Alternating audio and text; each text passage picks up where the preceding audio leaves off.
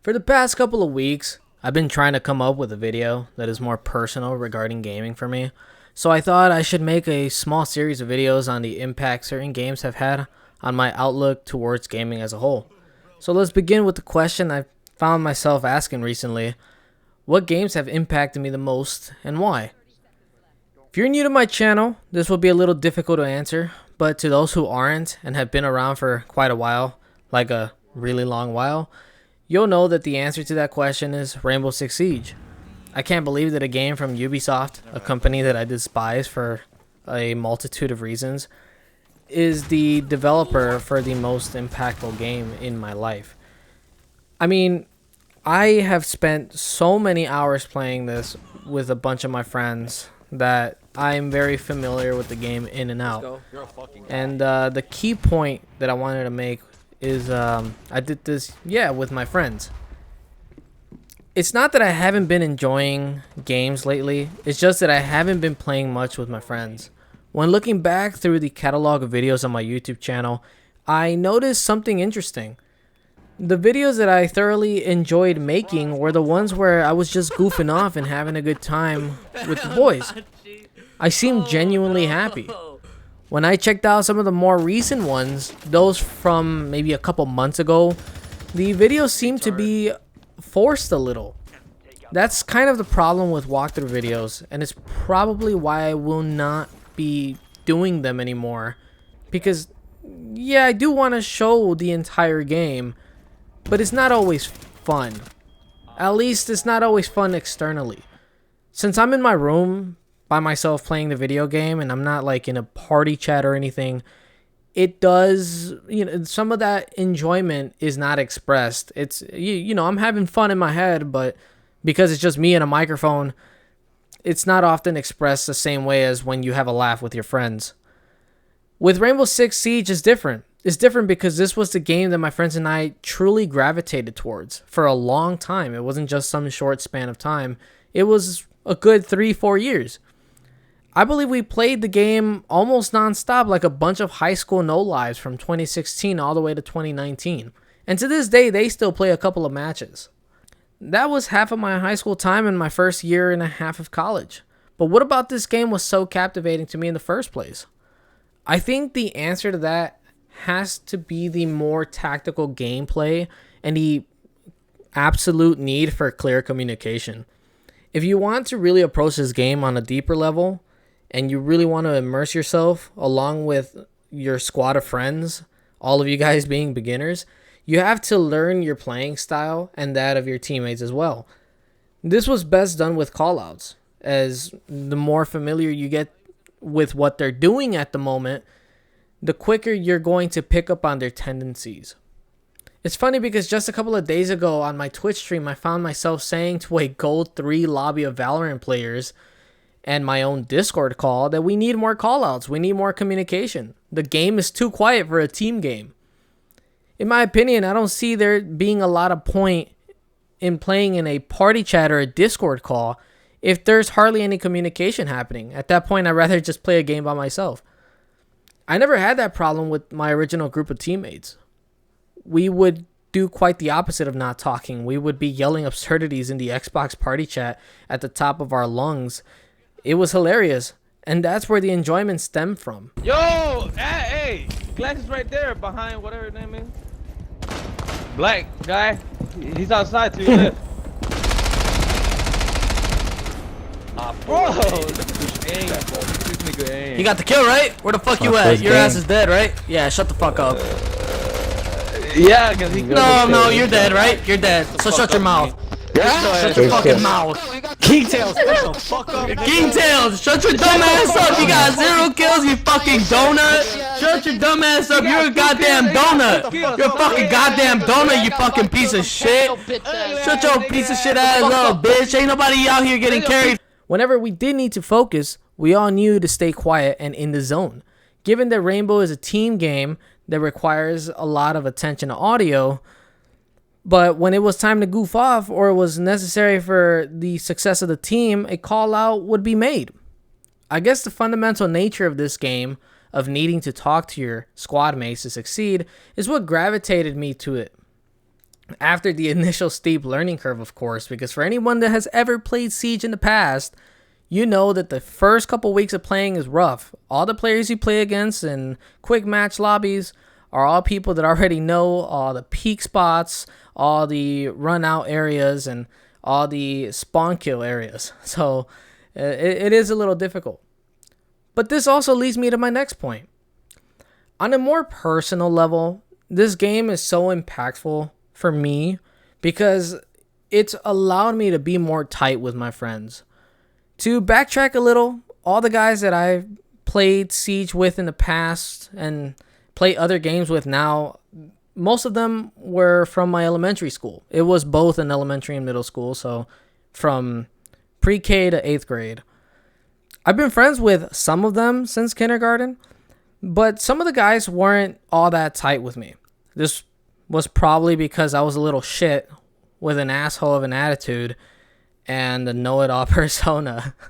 But it probably also stemmed from, shit the kids do. If you're in another class, these kids are probably talking shit and you can't really defend yourself because you're, again, in the other class, and it's not like you mix and match students from each class. So you kind of stay stuck with the 23 other kids that are in that one room for a whole year. But the main reason that I feel like I never clicked with some of the guys earlier on was because for most of my early childhood, I played on a Nintendo Wii and then transferred over to a PlayStation 3. The other guys had an Xbox 360, so they got to spend countless school nights and summers shooting up the ops in MW2 and Gears of War, while I mostly played Guitar Hero, Mario Kart, and Black Ops 1 by myself, along with like some Uncharted and a little bit of God of War here and there. Oh yeah, that's tough. When I got my Xbox One, which was probably around 2016, 2015, I finally got to play with the guys, and after a bit of getting to know me, I guess they grew to like me.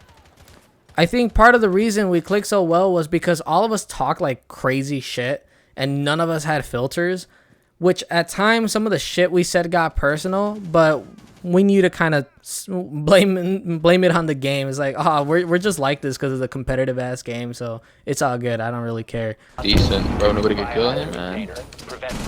Shit. Or didn't kill him. Oh on, my. You're right. Come on, Jason. You're right.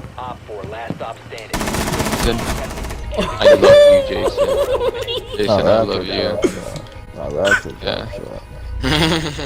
Yeah. You're a dickhead for that. You're a gay black lover for that. You really are. I am so You sorry. really are. I'm so sorry. We all grew thicker skin and quickly got used to that. To this day, these are still the guys, again, that I hang out with and occasionally, at times, still run a couple of games of Warzone and Halo Infinite.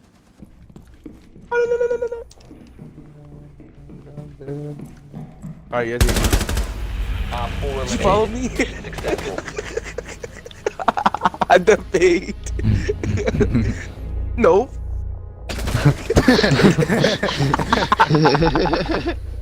He wasn't ready. Outside of the squad that plays Siege with me, I've made other friends from other video games, but it isn't the same level of passion for the video game. The other day I was told that I don't find competitive shooters fun because I don't take them as seriously. I don't think that is entirely false, although it's not completely true. But given that I'm not some 16-year-old with nothing else to do after school and no life, or a person with a 9-to-5 job that doesn't have anything else to occupy their time with and no real goal, I have other things going on that take time away from the grind. It's just how it goes. But I think the real reason that I don't take competitive shooters as seriously is because I don't have a full squad of guys like me to embark on the journey with. I have a cousin that plays Siege on PC, and I ran a couple of games, but I didn't find the same satisfaction.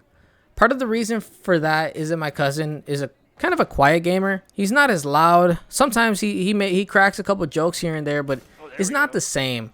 It's clearly he's got his own group of friends. I got my own group of friends, and we kind of interact amongst them differently. So Like, yeah, we're cousins and that's dope and everything, but it's just a different dynamic. I'm loud, I talk a lot of crap, and I try cracking jokes just to make the time fun. But the other reason the PC experience wasn't very enjoyable was because he was so much more advanced than me at the game that it just wasn't fun. You know, playing PC and Xbox One Rainbow Six Siege are two completely different worlds. The speed is so much faster, and the movement is just very split second, that it really is more dependent, in my opinion, on muscle memory than it is on IQ. So the more you play, yes, you have map knowledge, yes, you have IQ of the game, yes, you've gotten better at the shooting with practice, but it's just more muscle memory. It's, I don't want to say it's like COD, but it's not like on Xbox where you got to be more methodical because everyone else is hampered by the controller just like you. With my Xbox group, the fun was in the learning of the game together. We all started practically from zero. We started out as silvers and some of us bronzes, and eventually most of us achieved platinum ranked. In my opinion, that's pretty good. I don't think I would be the gamer today that I am if it wasn't for Rainbow Six Siege. I guess I have Ubisoft to thank for that begrudgingly, because with their stupid post-Black Flag Assassin's Creed games being shit, all the Ghost Recon games being garbage, and their NFT crypto bro nonsense in our video games, you know, they still made this game. And something else is part of the reason I find myself having a lot of fun during my streams is because in some sense it almost feels like I'm back in that Xbox party chat with the boys talking crap. I like when people come into chat and start talking. It's fun. Start chatting. It's dope. I like that. I do find myself being a social gamer. If a big group of people play a game, I'm more inclined to play that game because I want to share that experience with the rest of them. Something cool to talk about. I'll always remember the days where the boys and I would play for like 6 straight hours, where the time was midnight and we all had school the next day. I chose to title the video "Gaming Will Never Be the Same." The reason for this decision was to highlight the different stages of gaming that all gamers go through. Just like in life, we all go through different stages of living. Gamers go through different stages of gaming. This was 100% the stage in my gaming experience where I felt the most, I guess, gratification in a way.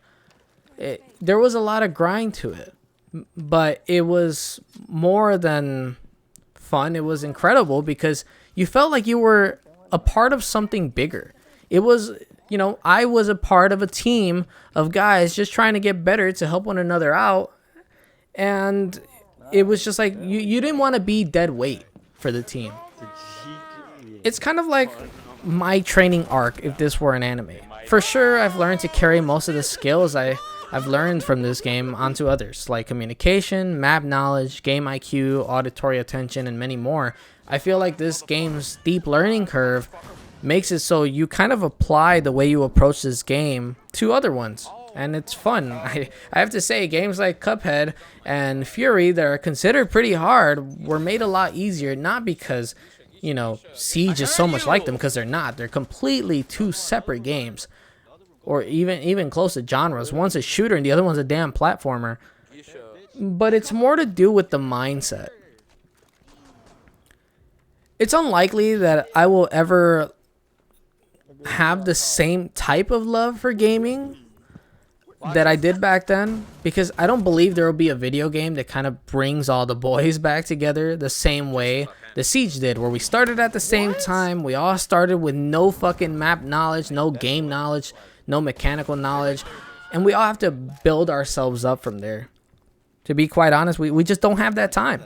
We don't. I'm 22. I'm in the books all day, and it's very unlikely that that'll happen. If y'all like the video, I would be really appreciative if you guys could hit the like and subscribe button. I do hope to continue to make content like this, because these are the types of videos that let my creativity kind of run a little bit. The typing of the script is fun. The accumulation of content is also fun. It doesn't feel like a fucking walkthrough. I can pick and choose little cool moments of clips here and there, and I also get to look back into the archive of older games that I used to play, which is really nice. So anyways, I thank y'all for watching, and I hope everyone has a wonderful day. See you later. Look at this, look at this. Fake. Fucking popped her dumbass. Hi, how you doing, bitch? Get your goof ass popped, you fucking retard. Oh my god, you think you're gonna come around me? Get your ass popped. I fucking popped you right in the mouth. I lit your ass up like Christmas, bitch. Oh my god. Dumb retard. Don't come at me like that. Don't come at me like that, bitch. Don't come at me like that, bitch. Dauntless, shut your goof ass up. Shut your goof ass up. Does it matter what rank I am? Isn't it sad that a lower rank is fucking popping your dumbass? Isn't it sad that a Plat 3 is getting popped in the mouth? Yeah, shut your dumb ass up. Biohazard.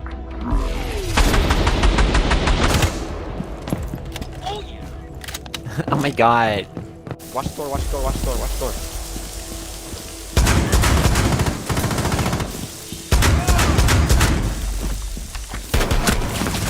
Nigga, don't feed, kill him out!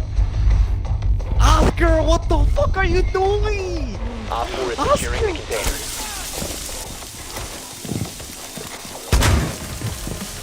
Secure the biohazard container. Get on the turret, get on the turret, get on the turret, get on the turret, get on the turret, get on the fucking turret. I haven't seen that squad. Oh, hey, give me those! Dumbass. Oh, no, Alright, I'm fusing. Oh my god! How, why were I told you I was fusing, and I got kicked. That wasn't room. Then what the fuck was that? That was a staircase. That shit was not room, you bitch. Oh, rip me. Oh. Wow, you got kicked and you couldn't even savor this win. I know. For real. It's whatever. This is definitely going in a video though. That's That funny shit as was funny hell. as hell. That shit was funny as hell. I'm not a user. Oh hell no.